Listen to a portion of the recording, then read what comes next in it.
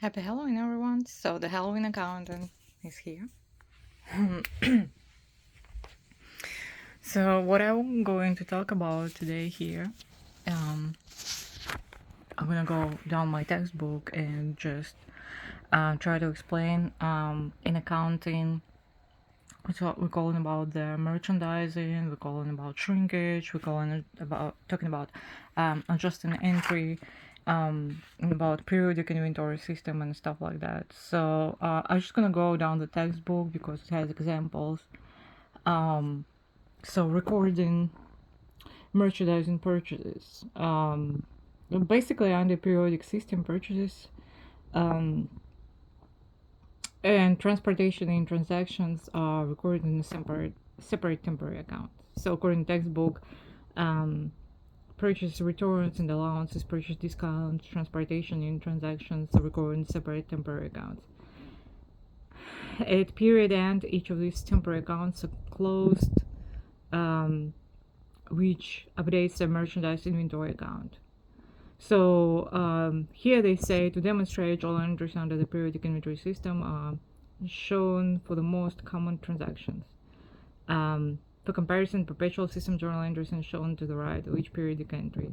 So we have periodic and we have perpetual inventory systems. Periodic what's going on in a certain period, and perpetual is as we go, to put it shortly. So for example, what we take a periodic account, periodic inventory. This textbooks shows everything in small portions, trying to explain, everything step by step. So for example, we'll see purchases here underlined, highlighted in yellow. It goes to the periodic inventory system, right? So purchases 500 goes on debit, accounts payable 500 goes on credit. In perpetual, they are concerned about merchandise inventory instead of purchases, because this is the inventory as they go, the goods that they have on hand. $500 goes on debit, accounts payable, the same thing, 500 goes on credit. Payment of purchases. So the periodic system uses a temporary purchase discounts account. So discounts are taken during the period as we speak, the certain period of time. That's why it's a periodic. It's all about the period of time.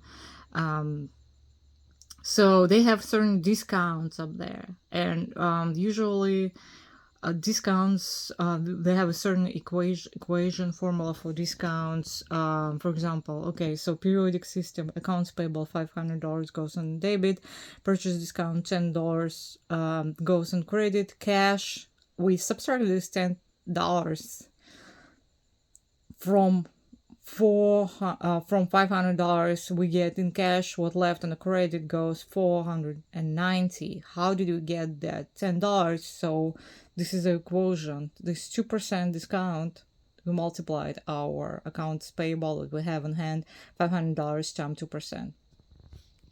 Now, perpetual system, accounts payable has the same $500 in debit, but what they have in a purchases discount in periodic system, and this is a merchandise inventory. $10 will be merchandise inventory because it's perpetual. It's a perpetual account. It goes on as we go. Cash the same, $490 left, and quotient the same, $500 times 2% discount. And if payment for transaction A is made after the discount period expires, the entry is... So after the period for discount expired, nothing changes. Like in periodic, accounts payable 500 on debit, and cash 500 credit. The same here, accounts payable $500 debit, cash 500 credit. Now allowances. So purchase returns and allowances, the same here. On perpetual, it goes on merchandise inventory on the credit. And purchase return and allowances on periodic is the same name as it is, sounds as it is. Purchases, returns, and allowances, $30 goes on credit. Accounts payable, we're showing that we use this. It's all $30 goes on debit account, right? So why for accounts for perpetual it's merchandise inventory? Because it's perpetual, it's still going on, the period is not ended. Here for periodic system it's purchases, returns, and allowance because the period already has ended.